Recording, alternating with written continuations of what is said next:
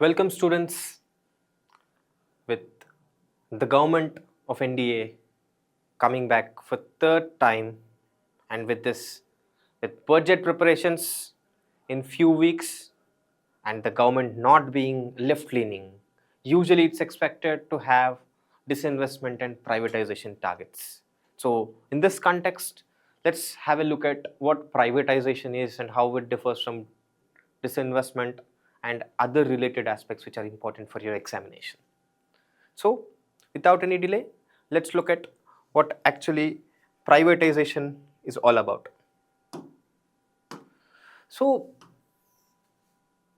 as we say, privatization is transfer of ownership. Privatization is usually related to the transfer of governance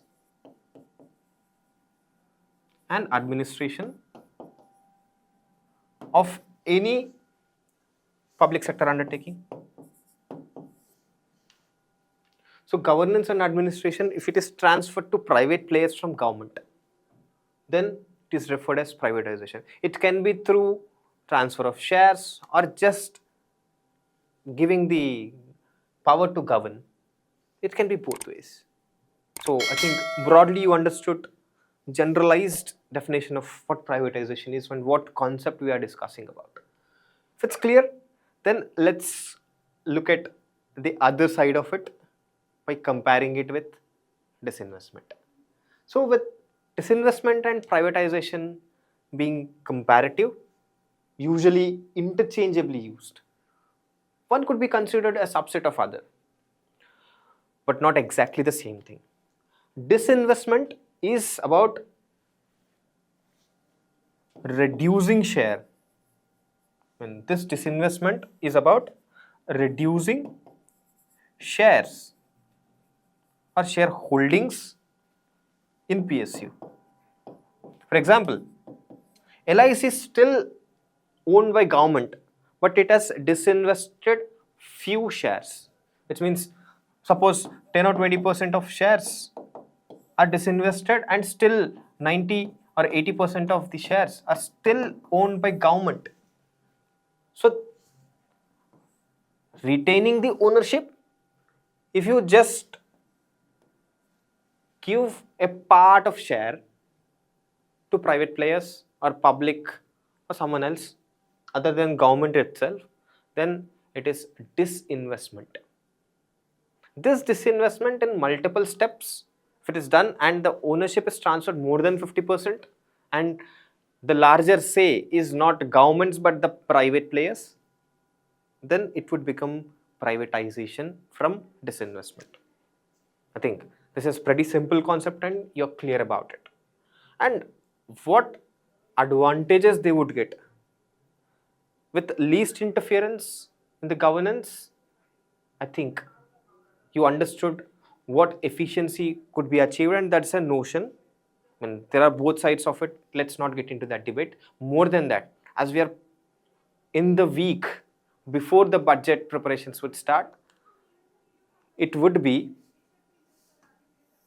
capital receipts. With sale of what you call as the shares of public sector undertakings, government would receive capital receipts. That means by selling its assets, of course PSU is an asset, right? So this asset sale would result in capital receipts. These capital receipts would help reduce the fiscal deficit and prepare the budget with better quality. Hope you understood. Then, which part of the fund these capital receipts that they receive from selling the asset, which is PSUs, would reach? Just as a fact, remember they would be part of public accounts and it's a proceeds. These proceeds would remain in public accounts and they would later be used to improve the condition of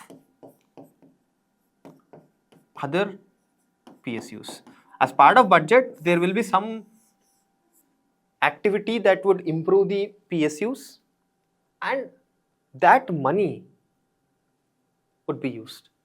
Hope you understood where the money is flowing and what they would do. I mean, recently in news, a minister responsible for mines, Kishan Reddy, was mentioning about not privatizing either Vizag Steel or Singareni Collieries. So, what's the proper hurdle there? Let's look at that. One thing with Singareni Collieries, it's state government owning 51% and 49% is by central or union government, whatever you refer to. So states say is higher. And again, when we say government, it can be combinedly owned by state and central together. So in that case, whoever owns the higher share would have better say. So state not in mood or not favorable to let the privatization happen would hinder the central government from taking any step towards privatization. So this is what the scenario was. And the mines, coal mines of Singareni would be allocated to fund or allocated to utilize the steel of Vizag Steel, and this utilization will help the condition of Vizag Steel is what the notion is all about with this news. Hope you understood. So just to revise the concept, what you understood, just let's look at one MCQ. Capital receipts. These capital receipts would create, when consider this as A, B, C, D, these capital receipts would reduce liabilities, increase liabilities, reduce assets, or else it increases assets. There can be multiple answers, A, B, C, D combinations. So with capital receipts, just try to answer this in comments. What would be the right answer? With this, I would end this video. Another day with much more informative video, I'll be back before you. Till then, thank you.